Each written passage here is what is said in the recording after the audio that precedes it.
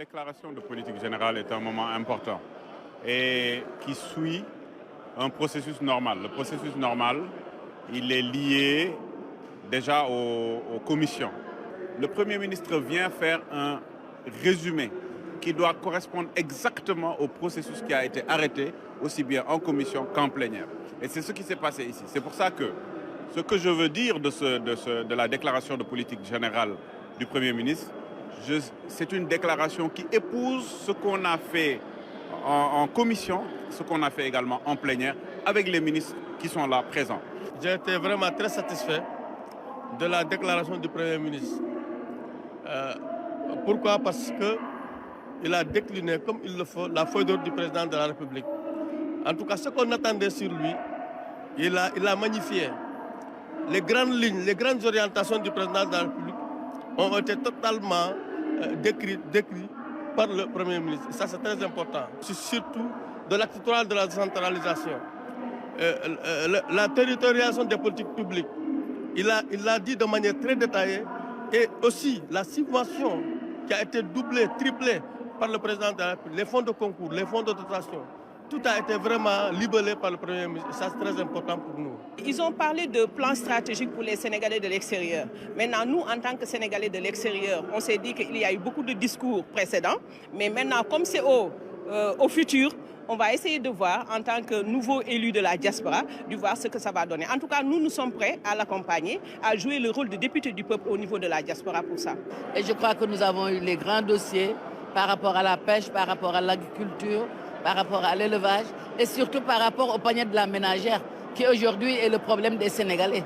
Et donc voilà, je crois que même dans mes propos, vous avez entendu que je dis que même s'il y a diminution officielle, au marché, cette diminution ne se fait pas sentir. Donc je crois qu'il y a encore quelque chose à faire. Mais en tout cas, dans l'ensemble, ça a été une très bonne séance et tout le monde s'est bien comporté, opposition comme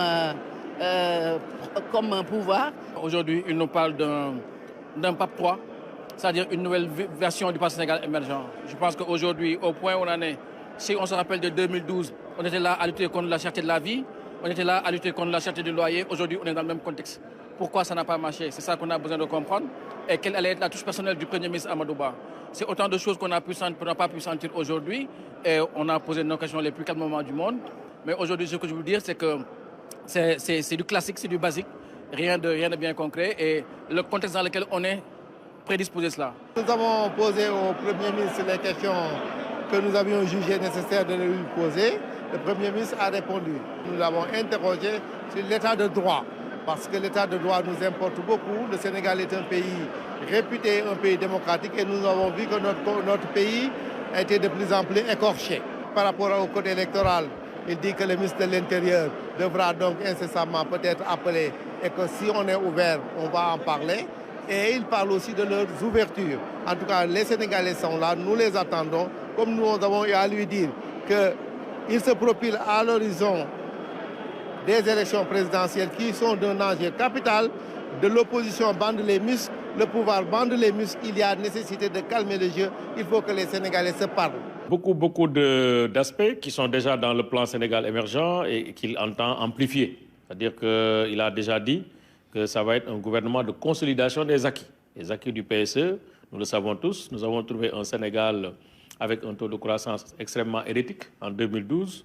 Aujourd'hui, nous sommes dans une moyenne de croissance qui tourne autour de 5%, en dépit de la crise qui a traversé le pays entre 2019 et 2020, où le Sénégal a échappé à une récession grâce au programme de résilience économique et sociale qui a été mis en œuvre avec un montant de 1 000 milliards permettant justement de secourir les populations, les ménages, mais aussi les entreprises du secteur qui ont été impactées, le secteur du tourisme, le secteur de l'agriculture, le secteur de l'alimentation et le secteur des énergies.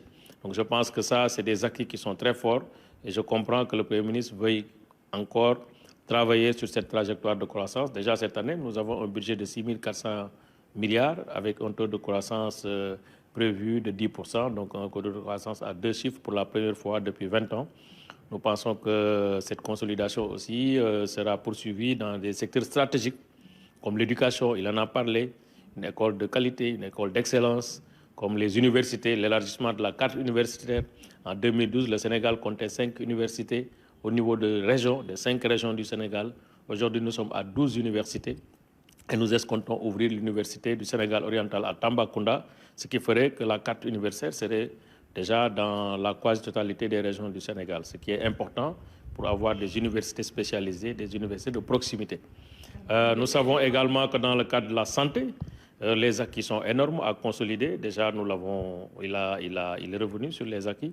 En matière de dialyse, ce n'était pas facile. 21 centres de dialyse ont été mis en place. Beaucoup d'hôpitaux neufs au total depuis 2012, sans compter les centres de santé et les postes de santé pour densifier l'offre de soins au Sénégal. Donc je pense que ça aussi, c'est des acquis sur lesquels il compte travailler, sans compter l'industrialisation du Sénégal, sans compter les infrastructures routières et autoroutières. Donc en bref, je pense que c'est un PSE rénové, réactualisé par rapport aux défis de changement climatique, aux défis liés à la crise alimentaire, aux défis liés à la crise économique. Donc c'est ce PSE-là dont il a voulu nous parler et échanger avec nous pour dire effectivement que nous allons tenir compte des changements actuels pour pouvoir réécrire le PSE dans une démarche inclusive et participative, ce qu'il faut aussi saluer. Donc nous sommes dans l'attente effectivement de la mise en œuvre de ce plan Sénégal émergent nouveau.